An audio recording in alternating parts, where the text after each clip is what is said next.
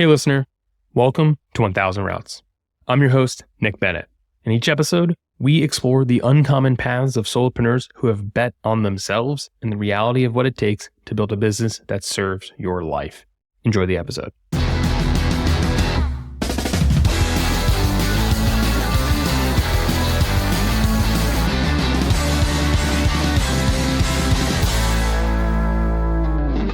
I'm Sarah Brooks. I'm the founder of the Website Mirror, which is a relational one-on-one website writing process that takes your website from generic to uniquely reflecting your impact. How are you, my friend? What's up in your world? I'm doing good. I'm just in the thick of 2 Website Mirror clients right now. So I had a 7-page website that I was wrapping up. And then I have a 3-pager next week. And then I need to boost my pipeline again. And there we are. Because I have not been doing a lot of marketing at all. It's not funny how that works. That's where we are. Yes. The doom cycle continues. Yes. I get it. But it is definitely more fun to do something that you know you're good at and that you like. So I'm like, wow, this rules versus doing like random things that I thought I had to take to make money that didn't match up with any other things I was doing. The things that like other people wanted from you that when now you designed your life in your business and you get to just, now you decide.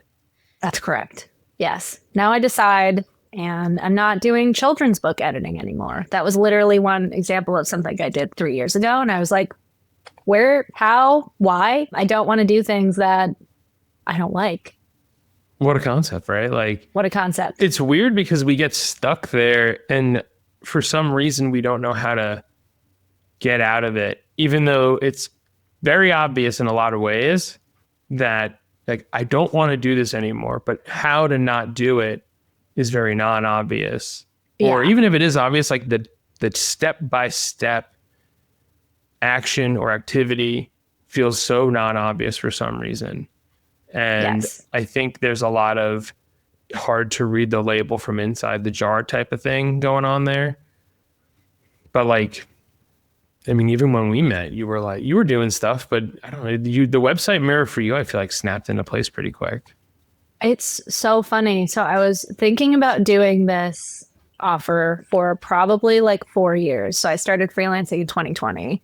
I was like, I'm just going to try everything on and like see what fits. And I immediately started doing all these things I didn't like social media toolkit creation for PR, and it was terrible. I hated it. Were those inbounds though? Were those people who were like, Sarah Brooks, we know you're competent, you're very capable, can you do this for us? And you're like, money's better than no money, let's roll. Yeah, I mean, I was very lucky. I feel like I got laid off and I was living at my parents during the pandemic. So I was like, I don't really need to, I can kind of do whatever I want right now, which was very lucky. So I was like, I'm just going to try to freelance for like 3 months and see what happens. And my referral network was so strong that I got a referral within 1 week of getting laid off for a gig. So I started like the next week for like a PR sort of copywriting gig. And then I got referred to another, and then the next, just by being open, honestly, on LinkedIn, by saying like, hey guys, I got laid off. Anyone know anyone who needs a freelancer? And then, yeah, so it just kind of went from there. But I knew too that, I don't know if part of it was getting laid off during the pandemic, which was already a very scary, stressful time, that I think it just ingrained. It was an odd time. I got laid off on the last day of the month. My health insurance ran out. It was scary. So I think that experience drilled into this like scarcity mindset where it was like, okay, you take what you can get as a freelancer and like, you can't ask for what you want. And I kind of lived in that space for a long time. And because I was like a content generalist through my career, all these people through the woodwork who I worked with or knew were like, hey, Sarah, can you help with this like ebook we need? Or like, can you help with this thing? Like, it was just like, Sarah can do it because she has content chops. So we'll reach out, which was, again, very lucky. But over time created like resentment within me because I was like, I don't like this. I know what I like and I'm not doing it. And I'm scared to do it. Why? So it took doing full stack to like snap me out of that and be like, wow, it was actually my mental blocks were holding me back the whole time. It wasn't my competencies. It wasn't my knowledge. It wasn't my experience. It was my own my own cognitions, my own cognitive distortions about the work that I could do and the value I could provide other people. Yeah, I had Jen Allen on recently and she called it head trash. And I was like, this is the perfect way to describe the friction in the glide path that is just, well, the head trash is a great term because we all have it. Yes. And you instantly know exactly what it is or where it shows up in your brain when you have it.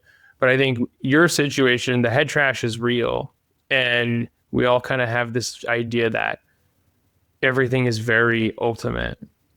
Like if I change this thing, everything will fall to pieces if it doesn't work out perfectly. But in reality, it's a glide path. Things shift over time.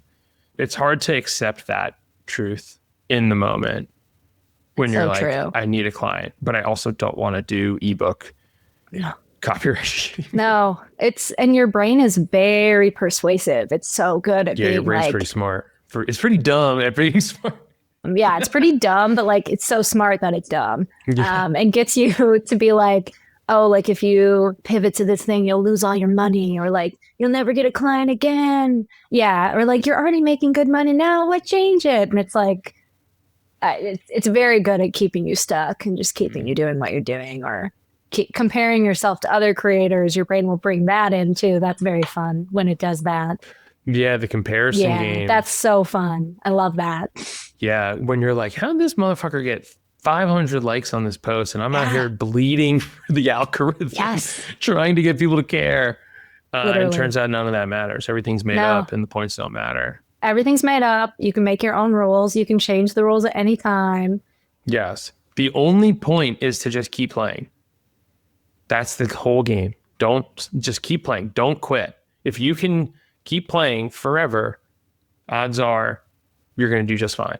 This is a bit of an aside, but I had a friend text me out of the blue. Like, we never talk. We're in different fields and we never talk about sort of like my work stuff. And they were like, I just want to tell you, I admire your LinkedIn presence so much. Like, I really find it so genuine and inspiring. And I was like, thank you. And I was like, I don't even care about my follower count anymore or like anything else. Cause I was like, in the past year on LinkedIn, I've just been trying to show up as like a real person and just say real thoughts. And like, I don't know. I was like, that's all I needed. Like, and that was by me like trying to play my own LinkedIn game. So that felt good. There's something to be said for acting like a real human person on the internet and not like a caricature of what you think a human is supposed to be. Yeah. And, or like trying to smear your expertise all over the internet. Yeah. That one's really rough. It's like, just, I appreciate your approach. I also appreciate your friend because I tell a lot of people about this, which is the people who are going to buy from you and all the people who notice are not the people who like and comment, the people who see it and they internalize it and they go, wow, that's Sarah Brooks. She's a real person. She's a real one. Anyway, but part of it is also like keep playing, right? Keep showing up. Because if you stop showing up, like there's a whole like be top of mind thing that certainly makes a massive difference. True.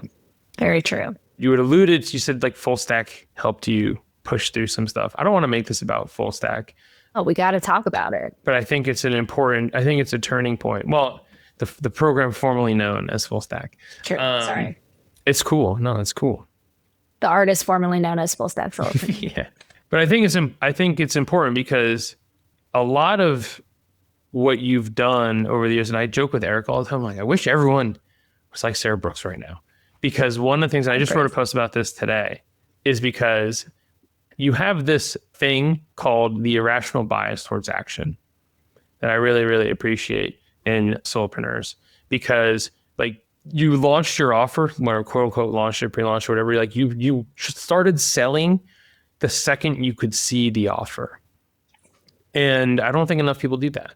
You started talking about it, conditioning the market around it, talking about the problem, talking about doing the thing before they were like, there's no website, there's no thing, like, and you started selling it and you had calls booked and like things like that type of thing is what I think that's the difference for a lot of people is they keep kicking the can down the road to try and de-risk some of the experience of putting themselves out there and maybe being met with silence.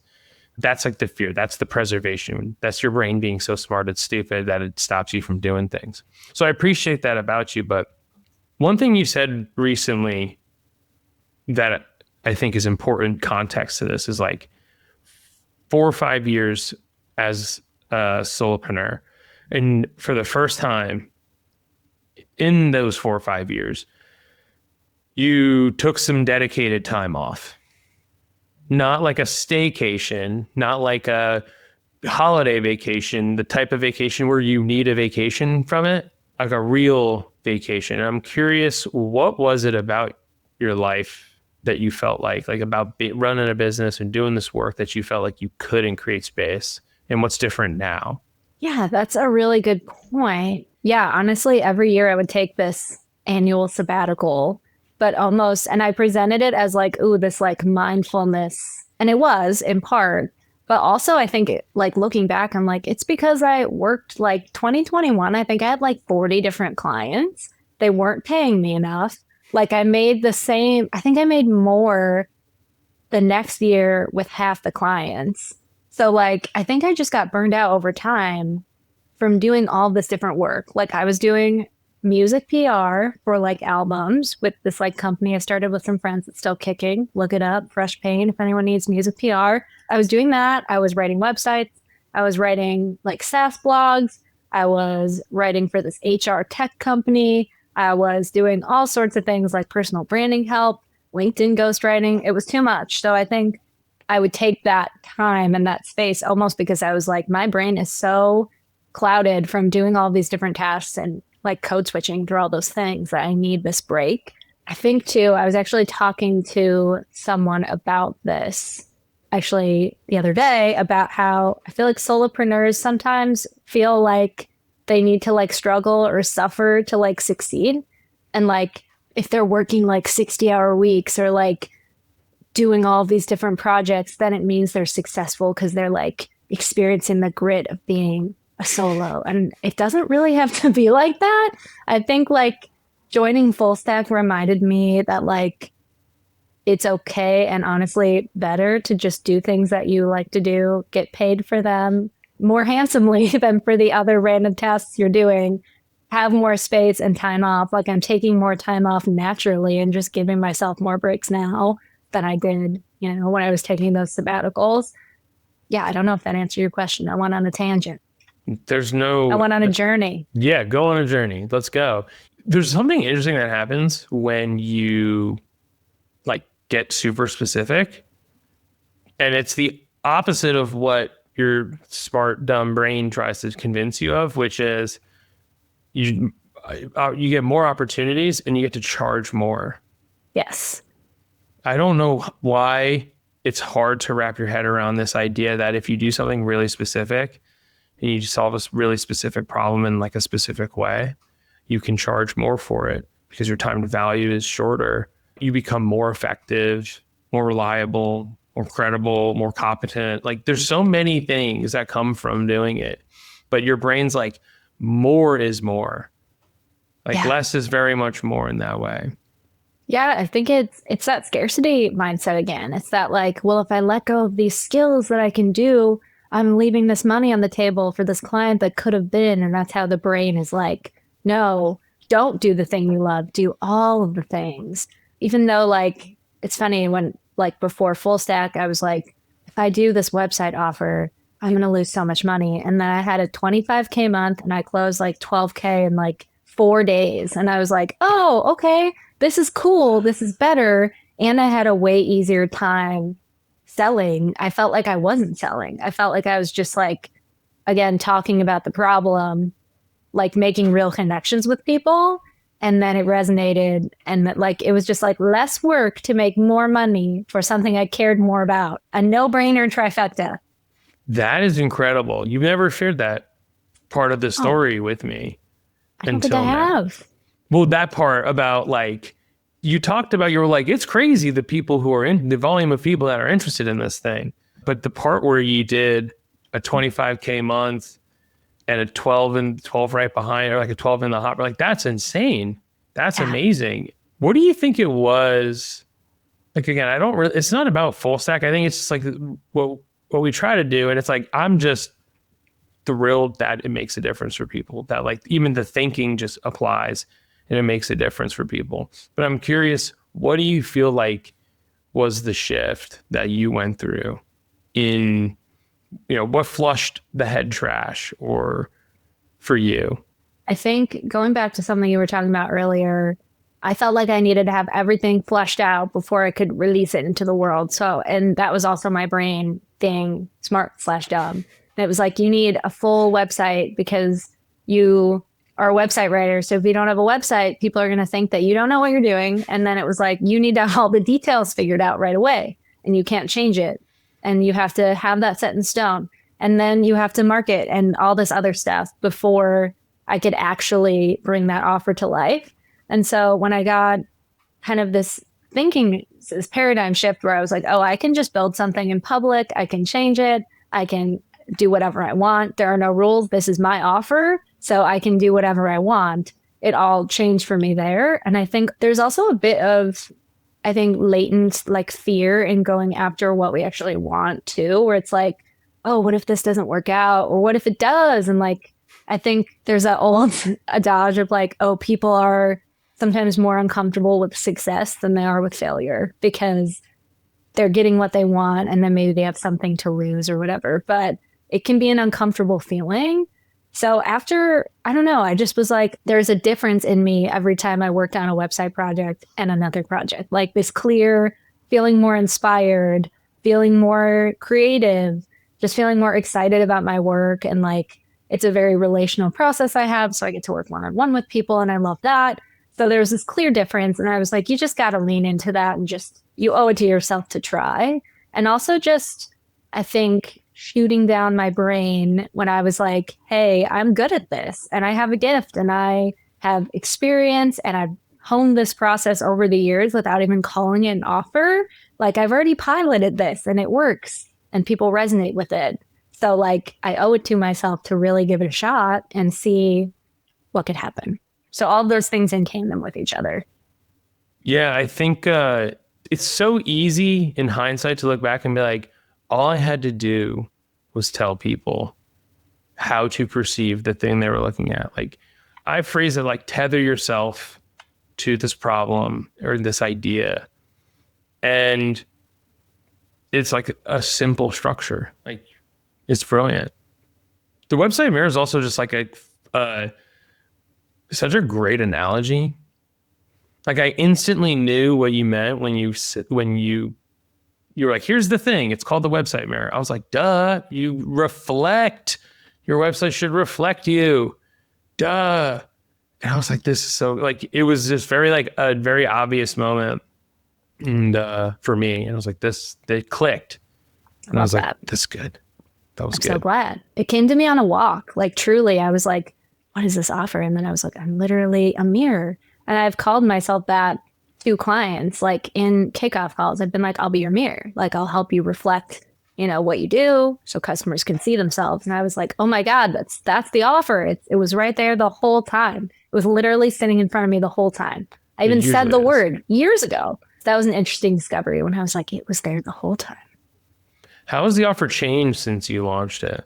So initially I launched it being like, this is for 5-page websites and 5-page websites only. And then I immediately got a request for 2 sales pages. And I was like, oh, and I also created a sales page website for my own site because I was like, I don't really need a 5-page website. I do one thing well.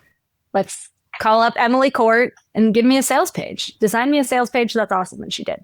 So I think from there, I was like, oh, I want to flex this a little bit to be more custom for what people need. So now I have 2 tiers where it's like a sales page or a 5-pager.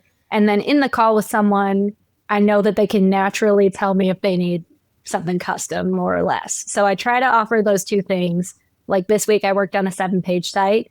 And then next week, I just have 3 pages. And then I did those sales pages. So it's kind of just gotten more custom to what people need. And now in intake calls, I can advise people on which one would be better for them too.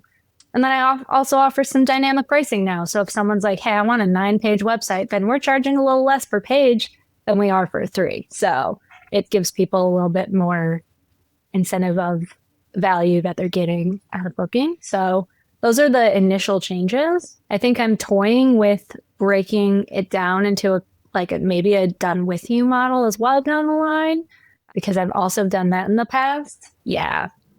Because I think I'm seeing two types of customers right now, like prospects. I'm either seeing someone who is like this persona of someone who's either in a full-time job or has just started their venture and they need a website. They don't have one and they're like ready to go. They're like, let's go. And then I'm seeing someone else who either is like few years into their business and maybe they just made a website or like just their cash flow isn't there yet. So they're like, I have to talk to you in like a little while. Or like, oh, I just kind of redid this, so I don't have the bandwidth to redo it again right now. So I'm kind of like, where can I offer value to those folks who are like, hey, I have a website, it's good enough, and this is something I'm going to interrogate on LinkedIn, so coming soon, the good enough website of what people think, this will fly and this will work for me, but really it's not doing what it can do. It's not living its website potential. So a done with you model that can kind of be like, how do we really make this better, make this stand out, make this not sound like ChatGPT wrote it for you, because that's bad. So all of those things. So that's how I'm kind of concepting its evolution right now. I love a good one-page Notion website. I've seen a lot of people use those lately, like not even a stylized, like there's a thing called Super that turns your Notion into a sexy website. No, this is a straight up Notion page as the website, or like a Google Doc as the website. And if the copy's good and it flows in the structured way, like I've seen people sell it. Who cares? Like most people don't care. Like you're not a tech company. Like you're not Google or something. Like you don't need the sexiest website in the world. Like I will die on this hill that if you have clear information presented in a structured way, yeah, like you're good. I agree. I can't even say there's been a lot of people I've talked to in intake who are like, hey, I have one page of a website right now and I just knew I needed to get something up. So I did have ChatGPT write it and I know it's bad, but I needed something. And I'm like, that's great. Points on the board. Like you just need to get something up there. Doesn't have to be fully designed yet. It doesn't have to be broken out into a bunch of pages. You can have like a basic website with 3 paragraphs just saying what you do, and that is okay. Just getting something started. And yeah, actually, I do like those Notion websites too. I've been seeing more of those. And my friend's building her website out in Canva right now, and she says she's really enjoying that. So there's a whole bunch of things that people can do now, which is fun. More customization options. Yeah, I'm a huge fan of Card. Another hill I will die on is the one-page website. Like for people, like one is for in our situations generally, I find it to be the most straightforward option. Card has been like my go-to because it's so stupid simple. But I don't want to digress too deeply into website hosting platforms. You mentioned this pressure to go down market, right? There's a lot of people that are like, I can't make this investment in this way. I'd be interested in this other thing. There's always going to be pressure to go down market. I'm curious for you, like, how are you navigating that? Deciding like, do I take that or do we try to go up market? Or are those like not good fits? How do you navigate that? How do you see that stuff? That's a great question. I do feel like, the societal times we're in are not helping that pressure, obviously, with like I myself noticed a lot of different responses to things once the tariffs got announced. Like some people being like, I'm watching my cash flow right now and I can't entertain this anymore. Which is weird because there's no tariffs on consulting or technology products, but sure. Yes. I think it's just fear. There's a lot of fear mongering and there's a lot of terrible stuff going on right now. There's a lot of shit tends to slow down and they're just kind of like, we're just going to wait and see no matter what. Like we're just going to wait. And I think that can make people want to immediately go down market. But I think the thing for me is like, I want Website Mirror to be like very intentional. Like I actually only work with 2 clients a month because I'm like, I want to really devote time to your website. And like, I don't want to be working on like multiple people's websites at the same time, having like 3 different tones of voice in my head. I've done that before and it's just not fun. So I think I want to offer like a higher ticket service still, even if it means I have to do a bit more outreach, I have to do a bit more work, I have to adjust my persona a little bit. That's okay. I think I'm kind of taking a pause on making any movement or change with the offer down market until I see what happens. I'd rather go up than down, is my hot take. You heard it here. You heard it here first. Heard it here first. Hold on a second. How did you acquire some of your first customers for the website mirror? I know you said some of the first stuff was you were reaching out and just being open to work and some referrals, but through the website mirror, how'd you acquire some of those customers? Yeah, honestly, I have LinkedIn to thank. And I think by the time I announced my offer, I think I got like 15 leads because I had already been talking about it and like building it up so that when the offer actually came, people were like, oh, I'm familiar with this and I know that I need it. So that was a really good strategy, kind of building in public and building before it was like quote unquote ready. And my clients all came from like different areas. So the first few clients, one was someone I'd worked with a lot before on other projects and not really their own brand. So that was really fun to get to work on their own brand with them. Another person, honestly, was introduced to me through a friend. And we did it like a networking call and we really jived. They had me on a podcast of theirs actually. And they were like, I want to work with you. Like they just saw a website mirror copy and they were like, I'm starting this new thing and I would like that. So that was awesome. And then the third was literally someone who just saw one of my posts, lives in Europe, who I'd never talked to before, and was like, they literally told me this. They were like, every single like possible scenario you wrote out about like what maybe you're experiencing with your website was me. And so I read it and I was like, oh my God, I need this. So that was the perfect example of like, make the problem clear, show how you solve it, and the process really works. And then you don't have to do all this like, I don't know. I don't love sales. I don't love using like sales tactics. So having those things happen so organically was also awesome to see. I was like, I didn't even really have to sell. I can just post a couple times about like how I authentically created this offer. And then those folks came through. Yeah, it takes the pressure off. Yeah. Because they're mostly cooked. Because I had someone tell this to me, say something similar to me very early when I started. He said, the only way you would know this is if you had a hidden camera in my office. Like, how did you know this? And I think it's a lot of what you're describing, which is like, just articulate it in such an odd level of specificity that anyone who sees it goes, this person gets it. Yeah. So much more than anybody else.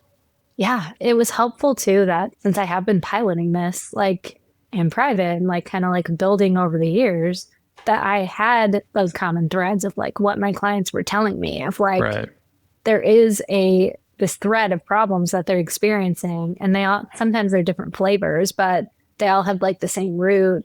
And I was able to like articulate that. And this person truly was like, every single thing you wrote was how I feel. And that felt good. I was like, I understand the problem. A problem well framed is like one of the most legendary unlocks in business. Like, I think there's certainly still, after all this time, so much conventional marketing wisdom that's like, just show people how great the thing is. Show people that you do a thing. But you and I both know that there's a lot of people in your line of work. Like, there's no shortage of people who can write their website. Even mine, there's a ton of people creating offers for people. It's just like, how do people choose?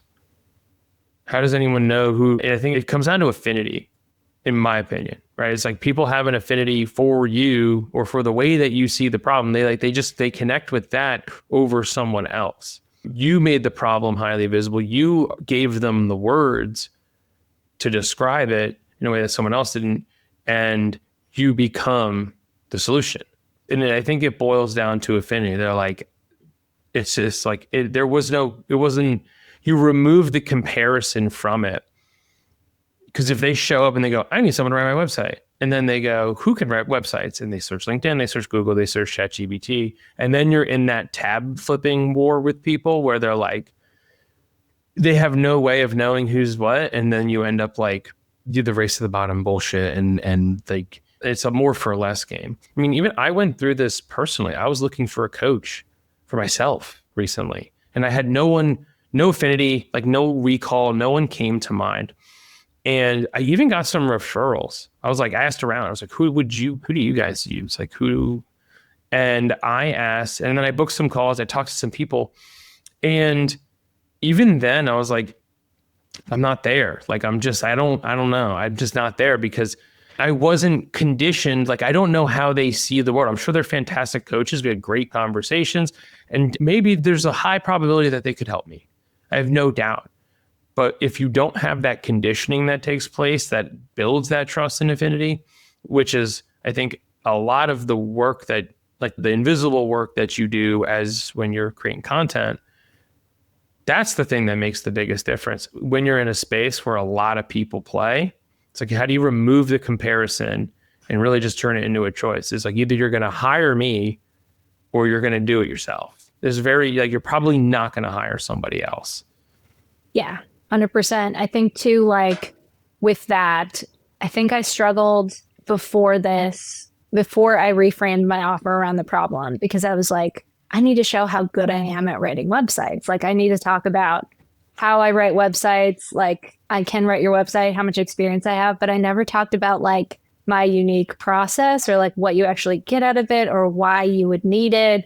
And I think that's, especially with solo market being more saturated right now too, over the past few years, I think a lot of folks are leading with what they do versus the problem they solve. And it's hurting them. Like, people, I actually play a little game sometimes when I'm on LinkedIn. I'm like, who's this post for? Is it in service of them or is it in service of their audience? When people are like, read this article I wrote about this thing, no one cares, because they're like, what's in it for me? How is this actually helping me out? If you frame it in like what the article is actually about, what problem the article is solving, with a quick byline for you, that's better. That's for other people.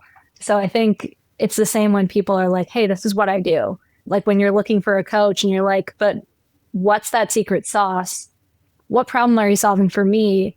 There's that instant trust when people know and feel validated by like you seeing them experiencing a problem and telling them that you can take it away.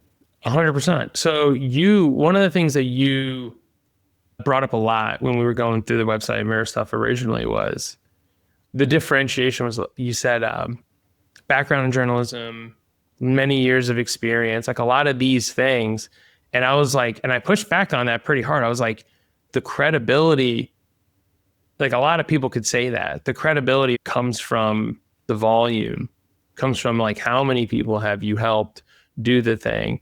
They connect with your approach.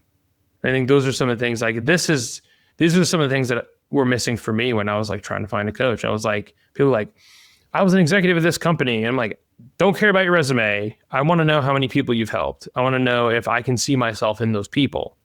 I'm just going to coin this term now. It's like the credibility trap. I actually see this a lot with like when I've worked on people's websites or even like helped with their LinkedIn bios. Like in the past, I did a lot of that.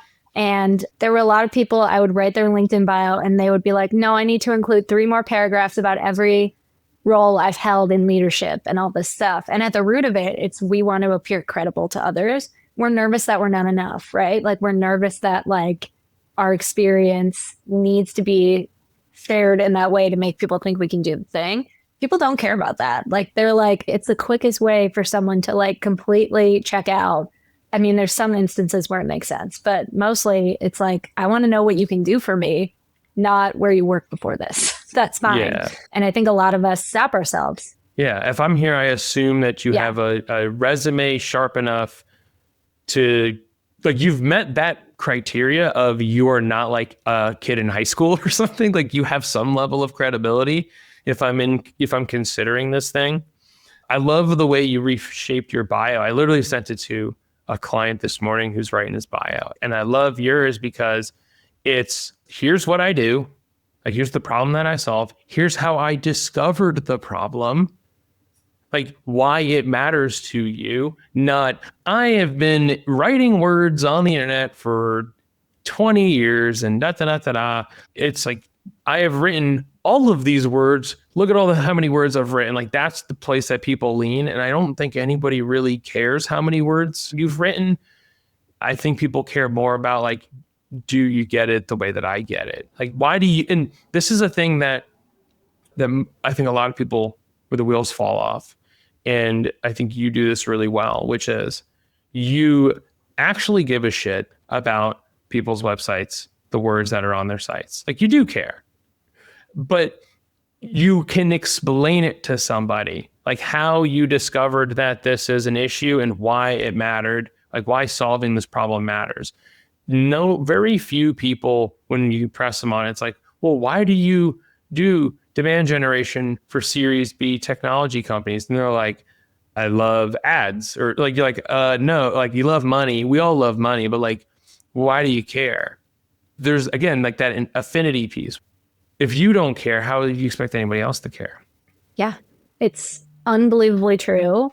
Like, truly looking at it from the angle of the problem makes everything else so easy. Like, I instantly, and it's funny, I've actually rewritten my LinkedIn bio like 7 times over the past 5 years, I think, just like, and sometimes taken so much time to do it. And this bio took me 15 minutes to write, and it just like flowed from me. And I was like, oh, that's it. That's great.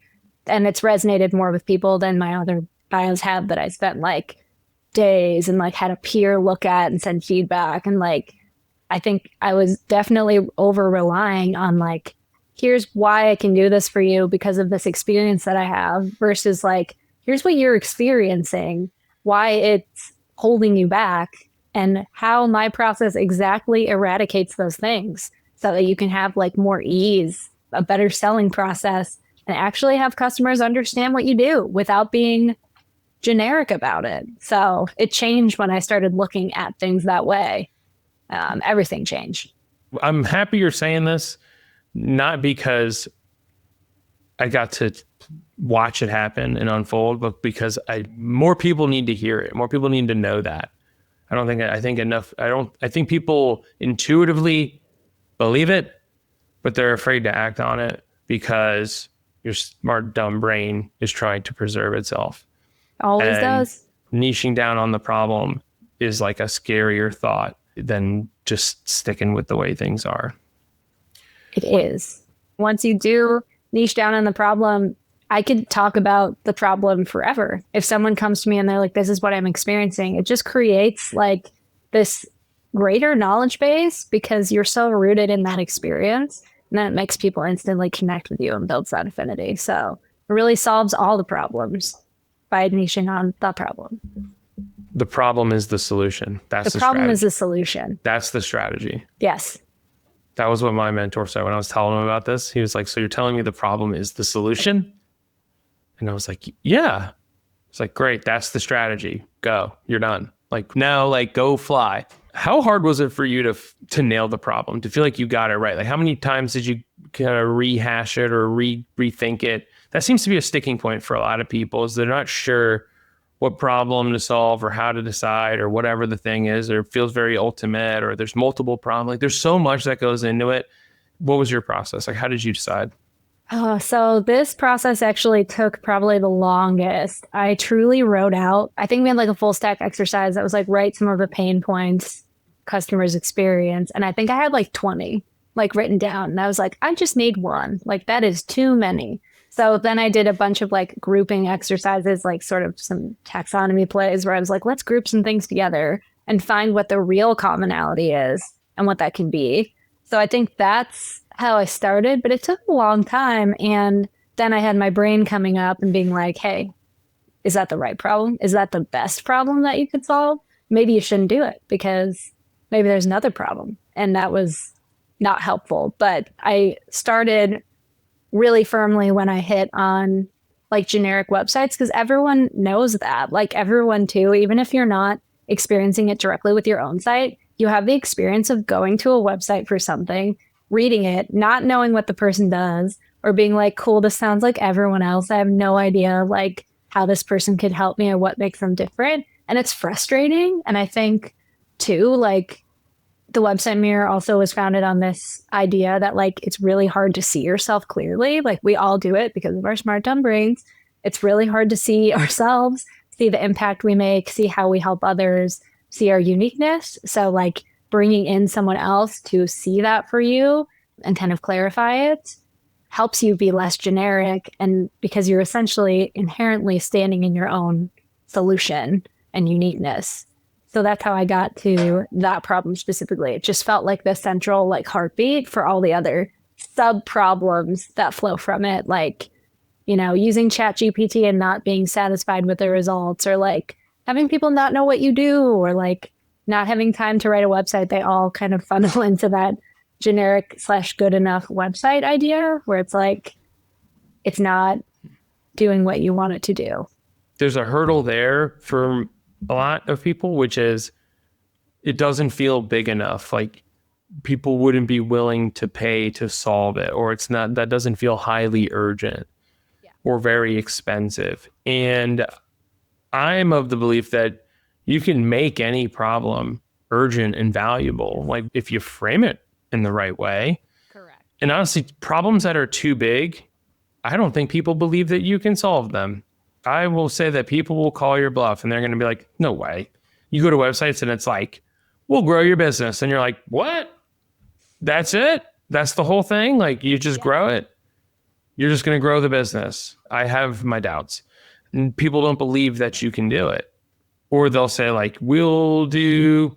I came from HubSpot agency partner land. So everyone's headline was like, we help manufacturing companies grow better with HubSpot. And it's like, I don't even know what that means.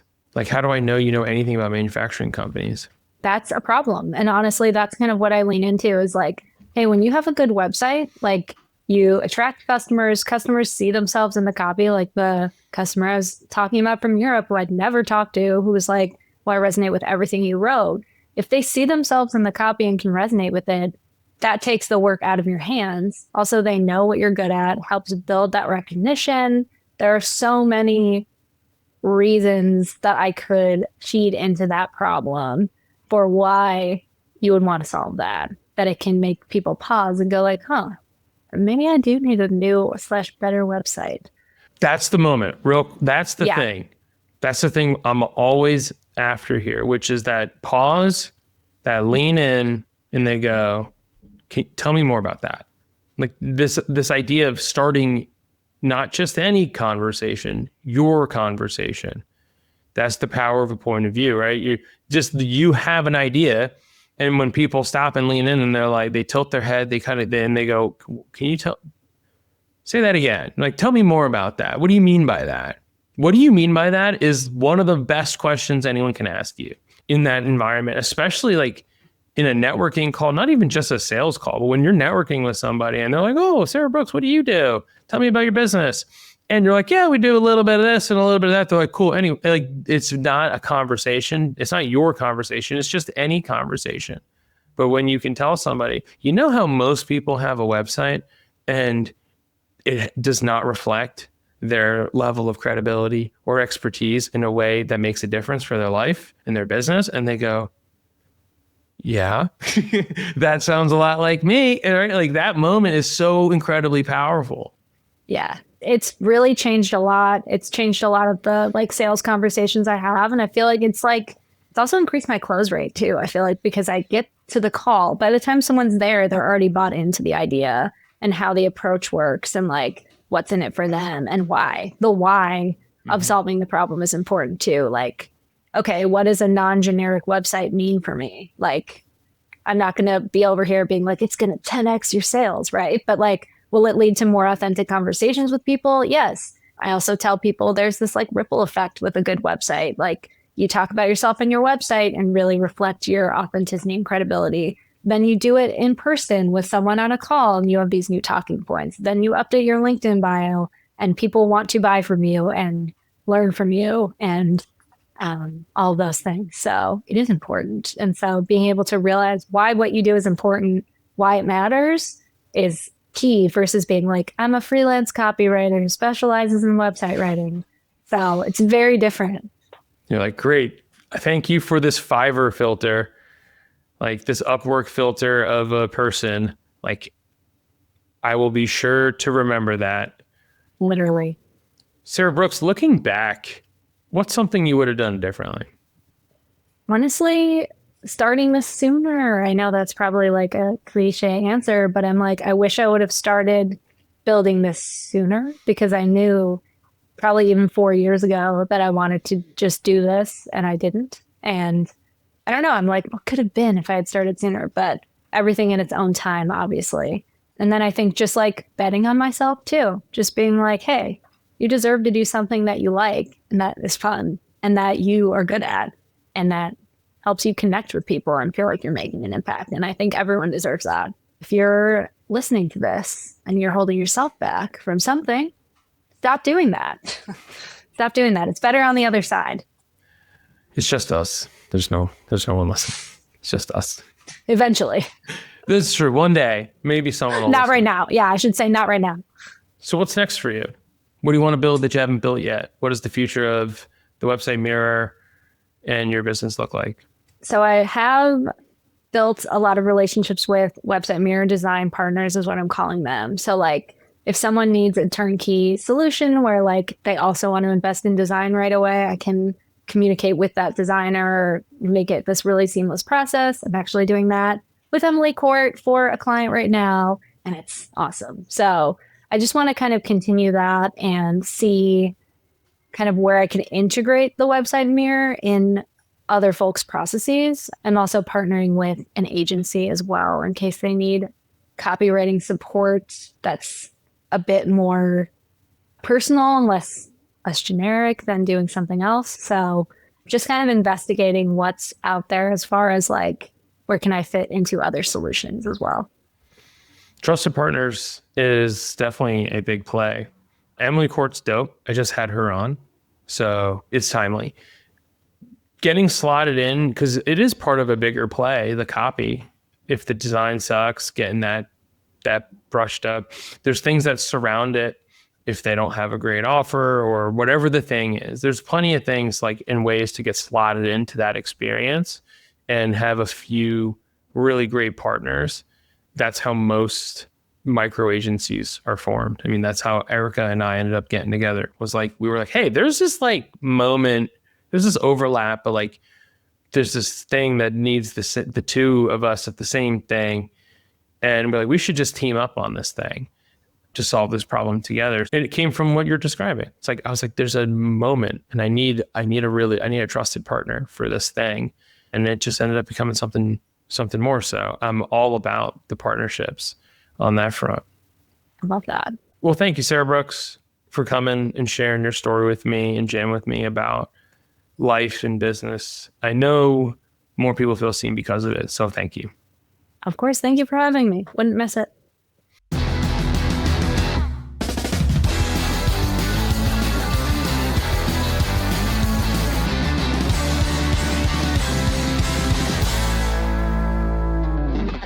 What would be your last meal on Earth? Oh my God, my last meal on Earth. Yeah. I know. It's also two things I can't eat because I'm gluten and dairy intolerant. It's a bowl, the biggest bowl you've ever seen, of fettuccine Alfredo. Like the biggest bowl, like one that would actually like destroy your body fully after eating it. That would be my last meal. I respect it. I'm the only person who can eat fun food in my house.